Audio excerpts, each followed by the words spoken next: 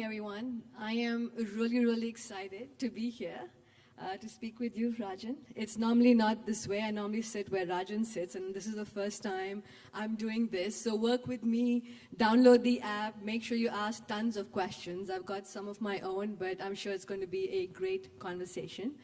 I'm sure none of you need an introduction to Rajan. You wouldn't know him unless you're living under a rock or not in the digital world, which would not bring you in this room. So Rajan, the first question that I have is, as you know, the world's getting disrupted, really difficult for big brands to win. What are the key 2 or 3 trends that you're seeing that would be of interest to the marketeers and business leaders in the room?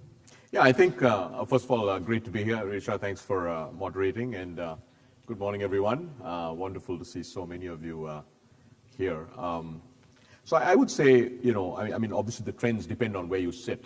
But I think given I think most of you probably are either leading brands or building retailers. So I think the first thing to keep in mind is in most countries, right? You take Southeast Asia, for instance, 350 million consumers are online now, right? And what's very interesting, and you saw that in Maya's presentation as well, is they're spending an enormous amount of time online, not just millennials, but pretty much everyone, right? So more than half of Southeast Asia is online. You go to a place like Indonesia, country of 250 million, 150 million online. You go to the Philippines, 75 million online. Pretty much north of 50%, right? More than half the world is online, and you go to Southeast Asia, more than half the population is online. And what's really interesting is SEA now has 4 countries which are pretty much at the top of the stack ranks in terms global stack ranks on time spent on the internet, right? So 4 to 5 hours. In fact, Thailand, I think, is the highest time spent on the mobile internet in the world. It's 4 hours and 59 minutes, 1 minute away from 5 hours, right? So what does that, I think, so that's really important, because what that means is for any brand, right? Unless you're selling basic atta in India, right? Like flour, whatever the equivalent of that is. I suppose in Indonesia that could be rice, or Thailand. Unless you're doing something where you're selling to everybody, and I know there's several brands here that pretty much sell to everyone, you should know your customer, because your customer is on the internet and they're spending 4 to 5 hours, right? And today it still shocks me how many brands and retailers don't know their customer.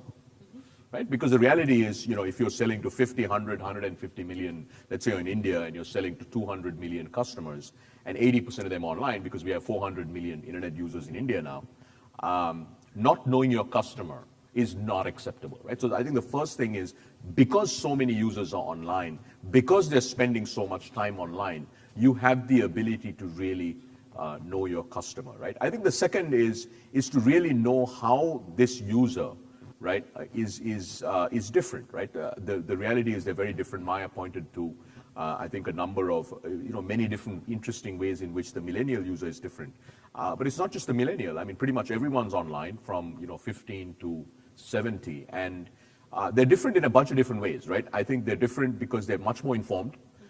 It's very interesting. I was just with one of the largest auto brands in Asia, and they were saying that the consumer who walks into an auto dealership today is much more knowledgeable than the sales rep in the auto dealership.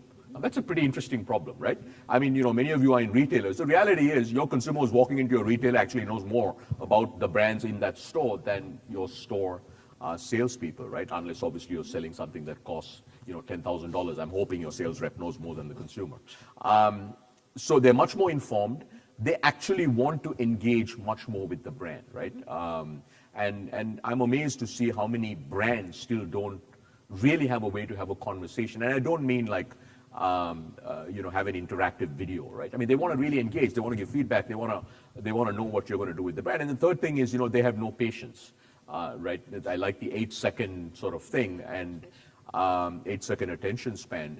And so really they want things to happen quickly, right? Whether it's a customer service request, whether it's getting your product on time, and all of that. So the idea that you're going to wait for hours, let alone days, for a brand or a retailer to react, I think is gone. So I think that's the first thing, right? Is know your customer. Firstly, know who they are, right? I would say, look, if you're running a brand or a retailer today, you don't know who your customers are, and I don't mean no name, phone number, and address. I mean really know them, right?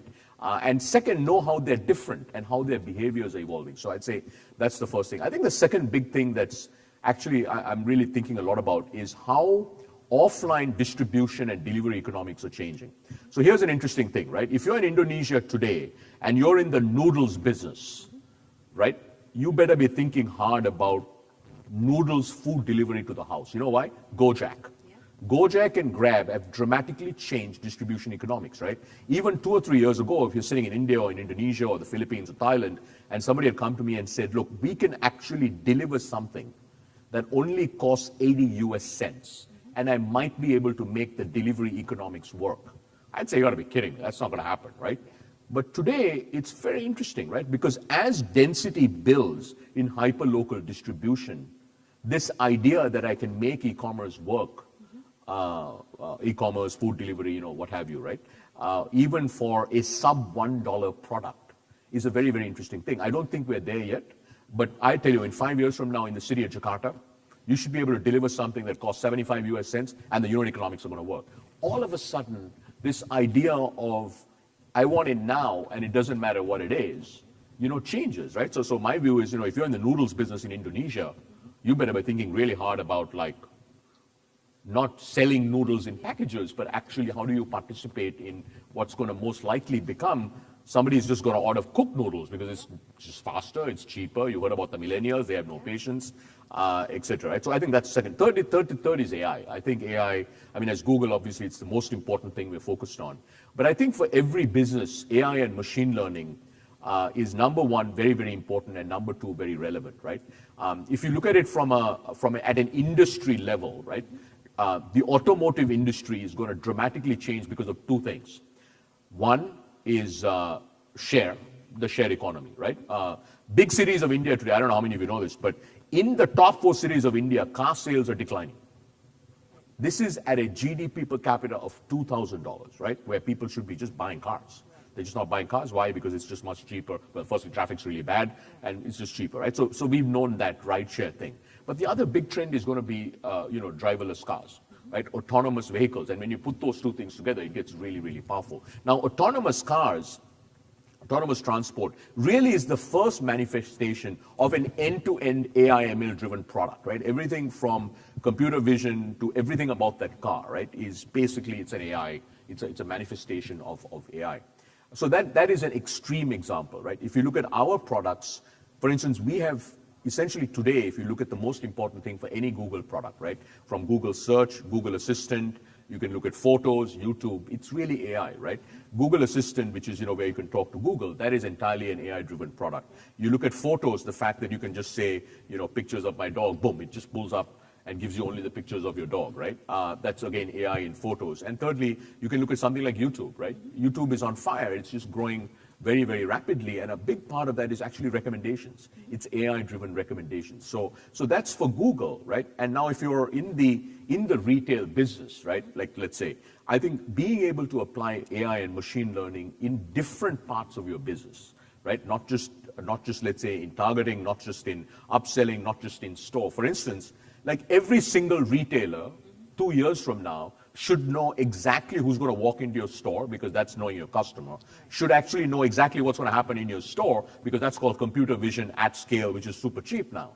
And third, you should be able to 100x what your retail salesperson is going to do, because you just basically can bring the world's best technology and capability to every single salesperson. That's called, right, automated learning. So I would say it's a long answer to your question, but those are sort of some of the things that I think about when it comes to retailers and brands, consumer brands, right? Yeah. There's so much you can do. Firstly, most consumer brands don't even know who their customers are, right? It is shocking to me. Half the world is online and you don't know who your customers are. But why do you think that's the case, right? Because I think people have access to data. Everyone's paying a lot of money for intel. No, because they haven't set the objective that they have to know. So look, people and companies do what they set out to do. Right? Since you're at J&J, right? How many moms in Asia, I don't know, like how many moms in Asia? Like, I don't know, like 2 billion, 3 billion people, like what, half a billion moms? Billion moms, right? So let's say there are billion moms. How many moms do you know? That intimately? Yeah, like how many? 50 million? 10 million? 1 million? I don't know. I don't want to put you on the spot. But right, like, is there a reason why J&J doesn't know 500 million moms? So let's say the J&J APAC CEO gets up and says, in 2 years, we're going to know 500 million moms. See, the thing is, companies don't do that.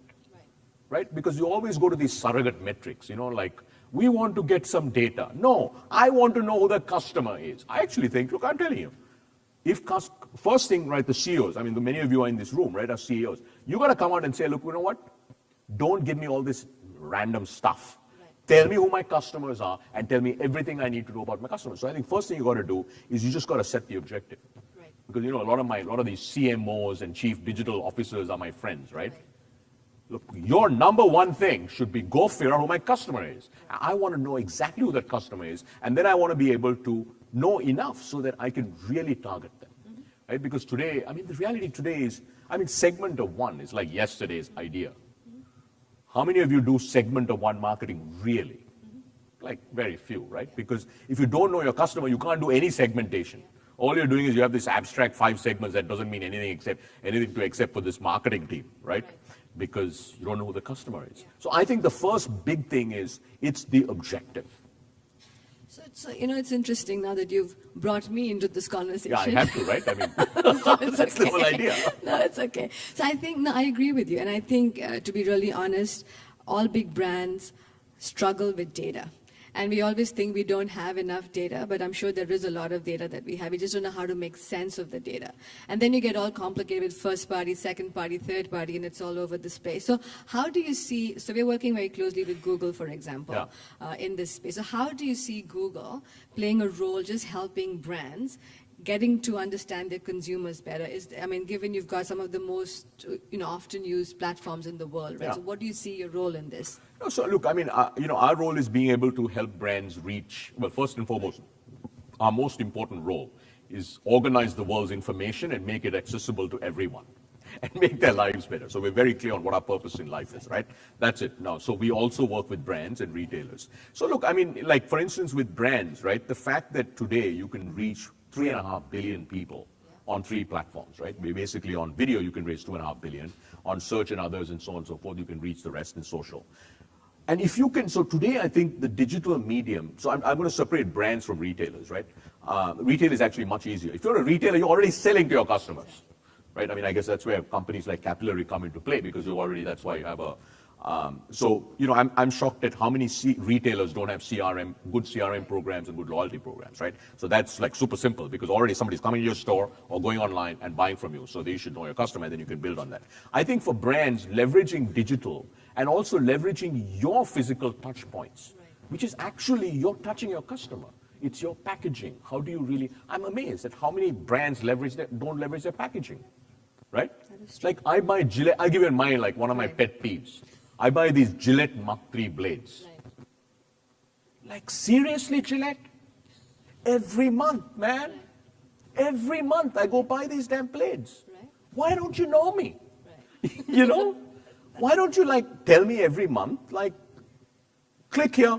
Yeah. Right? Because I suppose I can sign up for some subscription program and I haven't found a startup that I like here in India, otherwise I will, right? Because it's a total pain in the neck. It's like such a simple thing. Fair. So tell me one of the things which So I don't know your business, but what I'm saying is if all your customers are on the internet and they are spending 5 hours a day and my products are touching them, like Gillette touches me every single day. It's a total bummer, but it does. Right? Because I gotta shave every single day. Right. True. So, seriously? Know me. Talk to me, sell to me, do something, do anything, because I don't want to go to Khan Market to buy my damn blades or order from Amazon, because it still takes me 2 minutes, right? Right. God forbid you have to waste that. So one of the things which I'm always intrigued with is about innovation, right? So I was in your headquarters a couple of weeks ago, and I had a chance to meet your Chief Evangelist Officer, Gopi, and he was talking about the different tenets of innovation at Google.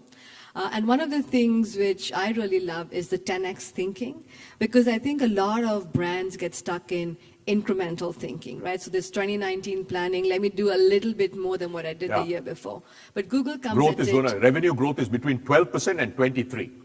Exactly, and that's when and then if it's in Asia, you add another 5 points, 28%. Exactly, put it out there, right?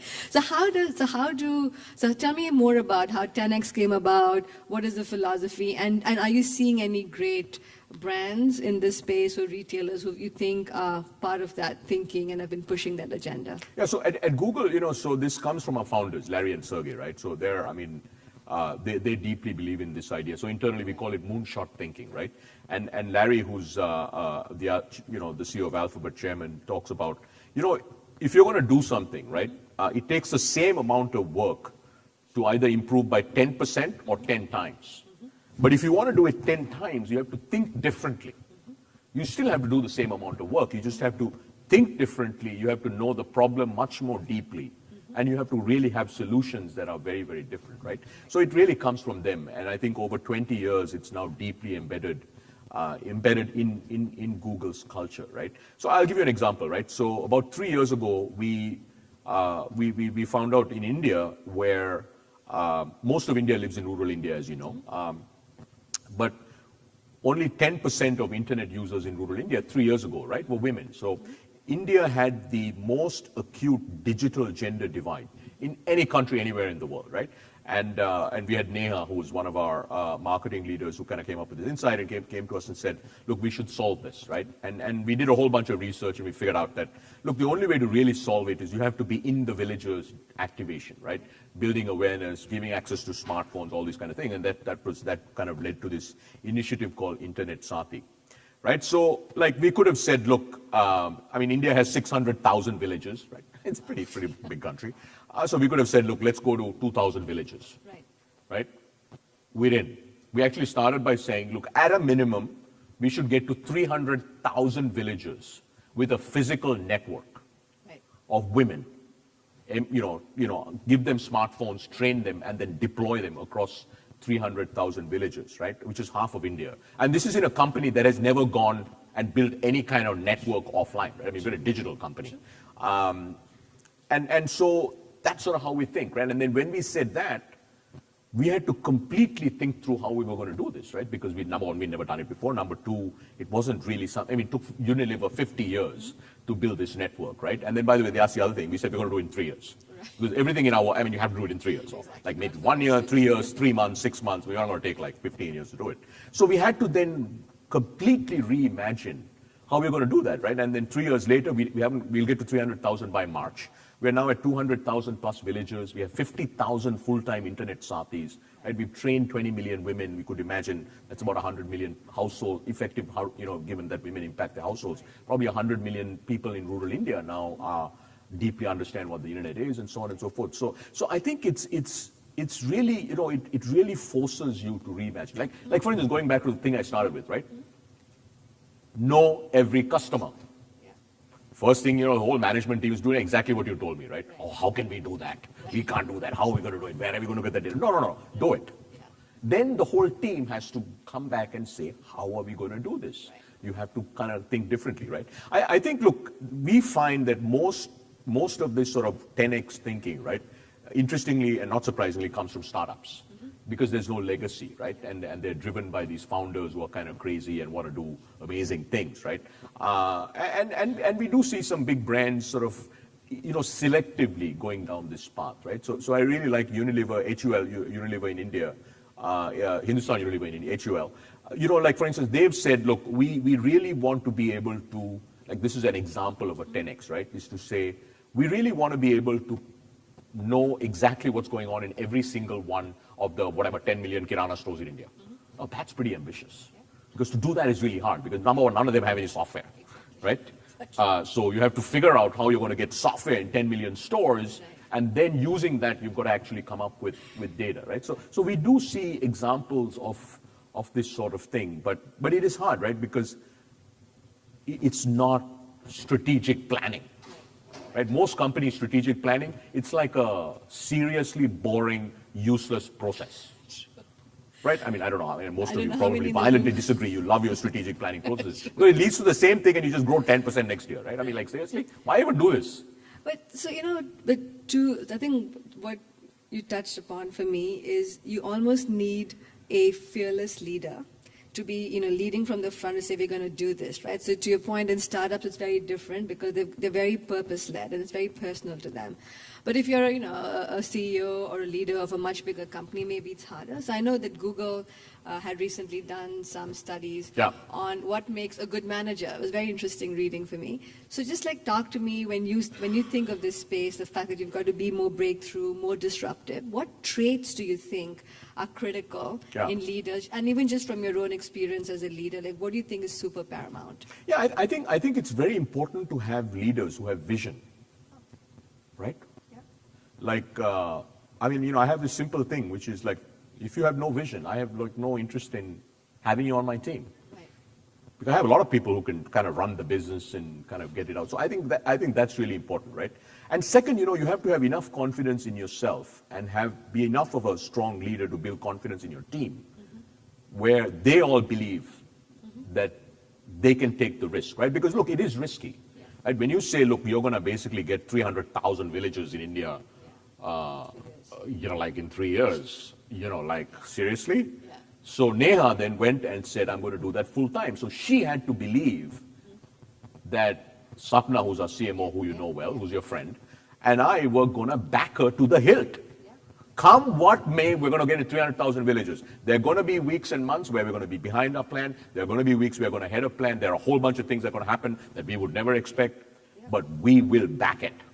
Right? So one, you have to have the vision, right? I think leaders with vision. Second, leaders who have confidence, who can inspire confidence, right? And third, also this idea of creating sort of a safe environment, right? Where it's okay to fail. So the reason most companies don't think big is because they don't want to fail. Yeah. And actually, not even companies, managers, right? Most human beings, right? They don't want to fail. I mean, failing kind of sucks. Yeah. Right? So if you really want to build an innovative environment, failing has to be okay, acceptable. In fact, the way you really build a great, a very sort of innovative culture is you just say, it's okay. No, it's not just okay. We expect you to fail sometimes. And that is actually one of my most fondest questions, and my last before we open it up, is around failure, right? So people talk about fail fast, fail smart, fail this, fail that, but I think it's about, do you guys at Google have a process? So how do you handle failure? Because it's one thing to be told, even at J&J, for example, we have a credo that's 130 years old, and we talk about, failures, okay, mistakes will be made and paid for, and that's absolutely fine. But I think it's one thing to read it, to be told about it, but then the other, how you're handled when it happens, right? So how do you see that at Google? What do you guys do if you do have something which didn't work out? Look, the thing is, we expect failure, right? We would like not to have it, but the reality is, when you're going for these moonshot projects, or when you're generally trying to, grow 5 times faster than the market, or you're trying to, build a product that's going to reach 1 billion users very, very quickly, some will work and some won't work, right? So we have a couple of important things. One, if you're not really going for the moonshot, you're really not that interesting. Yeah. It's a really important thing, right? Right. Who gets promoted? Right. Big question. Right. Who gets promoted? Right. Is it the leaders who take risk? Is it the people who really go for it? Yeah. Or is it the people who are so conservative and somehow they kind of land, whatever, right? So I think that's important. The second thing is, look, we tend to, so by the way, one of the leadership principles we have is, empowerment, right? We really want to create an empowering, environment. So one of the reasons, as a manager, you're not going to do well at Google is if you micromanage. We really don't like micromanagement, right? Because we hire really smart people who want to be empowered. But our leadership team is totally clued in. You know exactly what's going on. Partly is information systems, partly is just a natural way we work, right? So as a result, see, what you want to do when something doesn't work, right?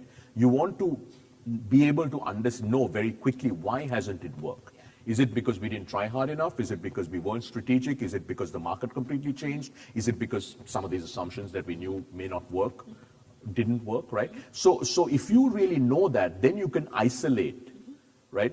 Is it just an execution, we just didn't execute well? Or is it because, look, we were going to go do something that was pretty radically different, where it didn't work, right? And that becomes pretty important, because then I can tell you, look, in Google in India and Southeast Asia, right? We've tried a lot of things. Many have not worked. But the ones that worked really changed our business. right? So what I'm really always trying to figure out is, I want to have enough things that we're trying where if for some of them work, it's dramatically going to change our business. It's dramatically going to increase user penetration, revenue, et cetera, right? But I'm also very clear that some of these things don't work. And then the last thing we do is, when it doesn't work, stop it quickly, right? Yeah. Most companies run experiments forever. That's true. Experimentation forever is a really bad thing. An experiment by definition needs to start and end.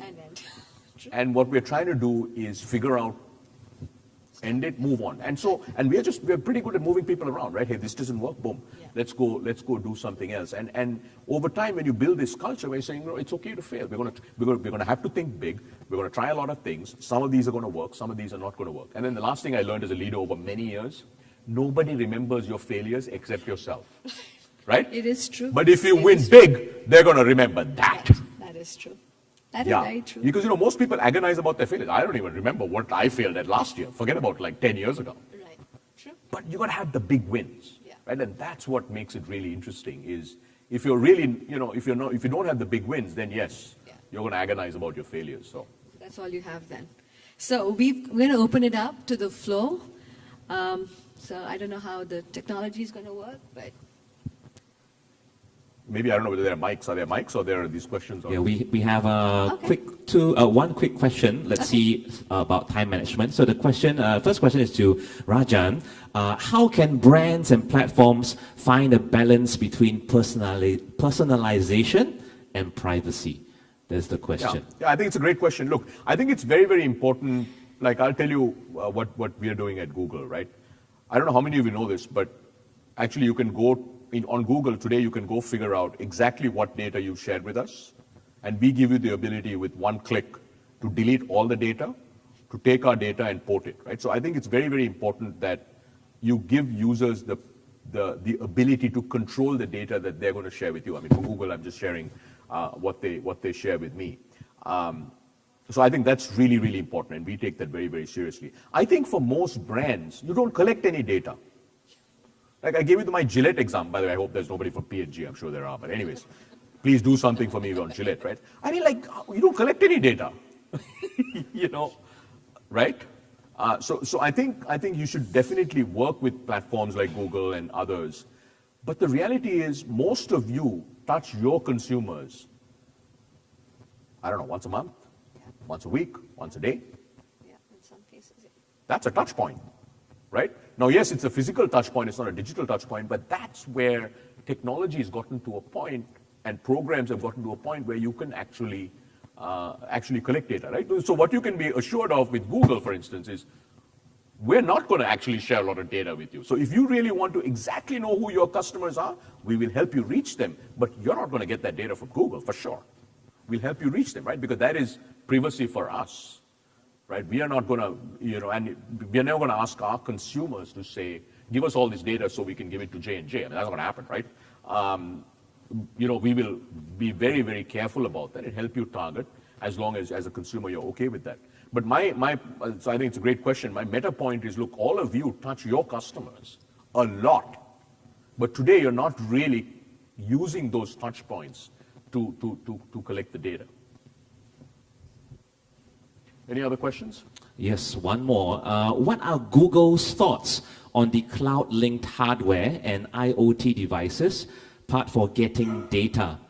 Any innovations planned in that space? IoT devices? Yeah, I mean, look, I think, we have, there's going to be, 50 billion devices connected to the internet over the next 2-3 years, right? Couple of years. So I think this idea of everything everywhere connected all the time seamlessly is sort of a very real thing. I mean, for us, look, we have a whole set of things we're doing, right? The Google Home product is really an IoT device.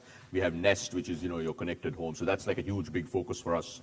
The whole idea of connected home is a big focus for us. Connected cars, Android in car, your car being able to do stuff, etc. I think so that's for Google, right? I think, but for retailers especially, and even for consumer brands, right? This idea of, look, you should know exactly what's going on every nanosecond in your store. Yeah. That technology is there today. Yeah. And I'm amazed at how many people are still trying to figure out how many people came into your store. Really? Seriously? How many people came into your store? You should know what's happening right now in every one of your stores. Right now. right? And that is IoT that's already there, right? So I mean, that's not like next generation breakthrough and we don't have to make cars drive themselves and all that, right? So there's enough IoT today to enough technology, right? Between IoT, computer vision, these kinds of things where, you can know exactly. So imagine a world where you know who your customers are. And by the way, you do it in a very privacy safe way, right? And you know exactly what's going on in your stores, because that's a solvable problem, or tech already exists. I think Capillary has some of it. And then online or mobile, or etc., that already exists. Those set of technologies exist, right? So you should really be able to, do that. So. Thank you. Richa, do we have any closing remarks? Would you like to add on? So, I mean, I really enjoyed this conversation. Thank you. I think the big thing for me, and you're actually really spot on about the fact that as brands, we touch our consumers very often, and we always think about data has to live from some other point. So I'm actually going to go back and very seriously actually think about how do you start looking differently at collecting data. That's the first thing. Secondly, for leaders in the room, I think I completely agree with you about having vision, stating the objective, and then having the courage, because it is a really hard world, I think, at least for a lot of the bigger brands to survive in and do really well, because you are being disrupted and you do not want to not be around for in the next couple of years. And I think lastly, it's about failure and courage for me. I think it happens, but as long as you can move on from that and then you have the big win to celebrate that, that's great. So thank you. All right. I really Thank you very enjoyed much. that. Ladies and gentlemen, a big hand to Rajan Anandan and Richa Goswami.